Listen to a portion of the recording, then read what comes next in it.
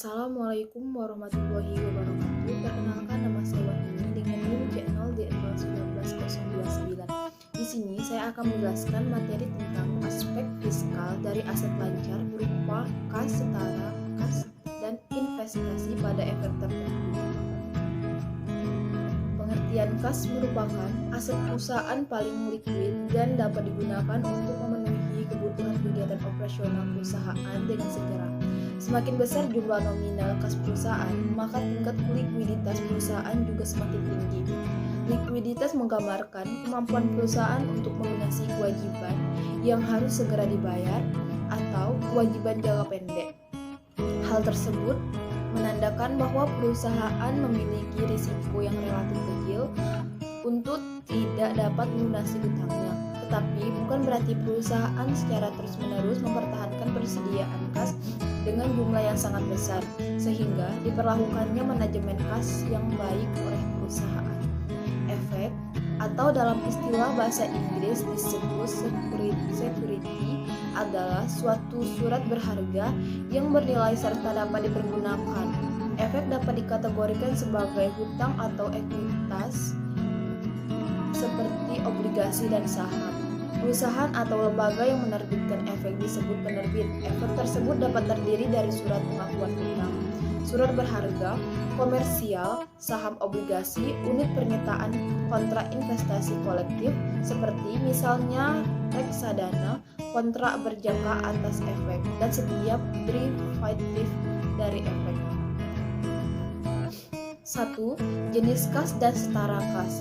Kas dan setara kas adalah uang tunai yang paling likuid, sehingga pos ini biasanya ditempatkan pada urutan. Yang termasuk dalam kas adalah seluruh alat pembayaran yang dapat digunakan dengan segera seperti uang kertas, uang logam, dan saldo rekening giro di bank.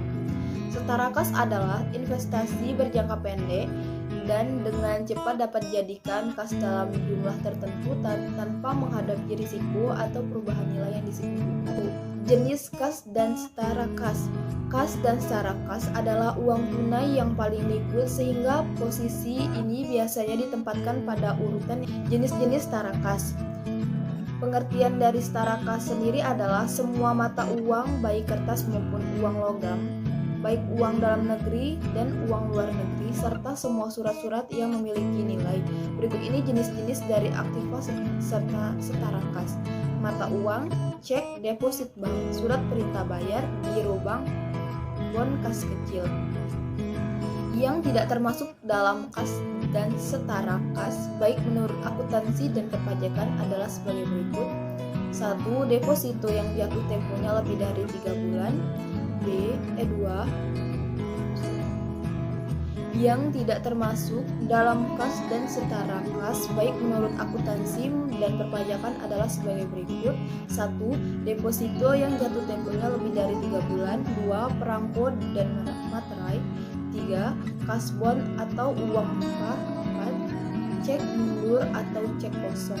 Tujuan dari setara kas adalah untuk memeriksa apakah terdapat internal control yang cukup baik di dalam setara kas, serta transaksi penerimaan dan pengeluaran kas dan bank. 2. Konsep pembukuan tabungan. Pasal 1 angka 26 UU KUP menyebutkan pembukuan adalah suatu proses pencatatan yang dilakukan secara teratur untuk mengumpulkan data dan informasi keuangan yang meliputi harta kewajiban, modal, penghasilan dan biaya, serta jumlah harga perolehan dan penyerahan barang atau jasa yang ditutup dengan menyusun laporan keuangan berupa neraca dan laporan laba rugi untuk periode tahun pajak tersebut. Adapun proses penyelenggaraan pembukuan yang dilakukan wajib pajak harus memenuhi syarat-syarat berikut. 1. Diselenggarakan dengan memperhatikan itikat baik dan mencerminkan keadaan atau kegiatan usaha yang sebenarnya. 2. Diselenggarakan di Indonesia dengan menggunakan huruf Latin, angka Arab, satuan mata uang rupiah, dan disusun dalam bahasa Indonesia atau bahasa asing yang diizinkan oleh Menteri Keuangan. 3. Pembukuan dengan menggunakan bahasa asing dan mata uang selain rupiah dapat diselenggarakan oleh wajib pajak setelah mendapat izin Menteri Keuangan.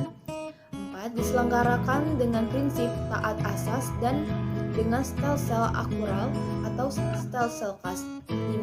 Pembukuan sekurang-kurangnya terdiri atas catatan mengenai harta, kewajiban, modal, penghasilan dan biaya, serta penjualan dan pembelian sehingga dapat dihitung bersama besarnya pajak yang terutang.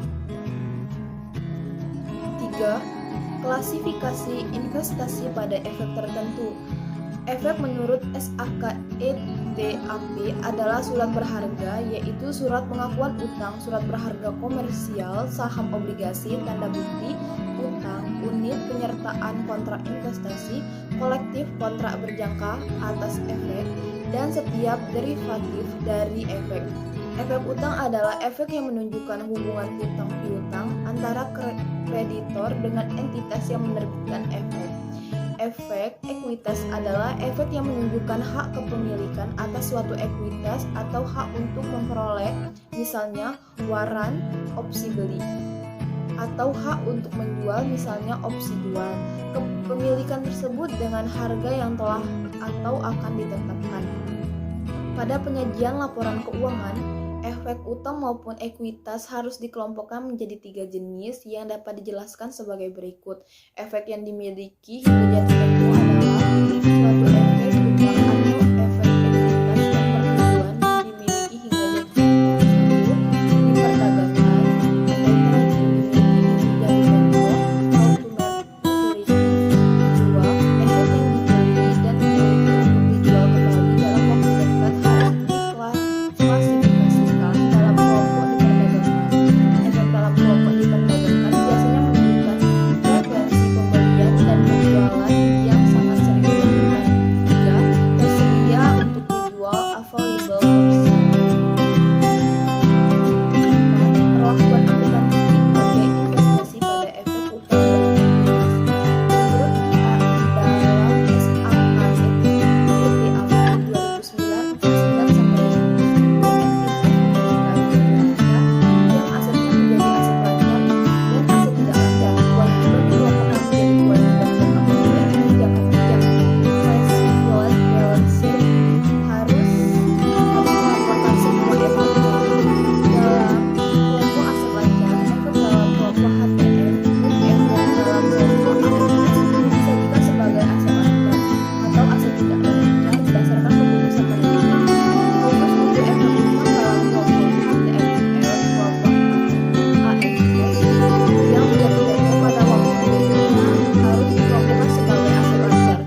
Untuk pengungkapan efek utang dalam kelompok AFS dan HTM, informasi tentang jatuh tempo harus diungkapkan dalam catatan atas laporan keuangan tahun terakhir yang disajikan dapat dikelompokkan menjadi waktu 1 kurang dari 1 tahun, 2 antara 1 sampai 5 tahun, 3 antara 5 sampai 10 tahun, 4 lebih dari 10 tahun. Itulah hasil presentasi dari saya. Apabila banyak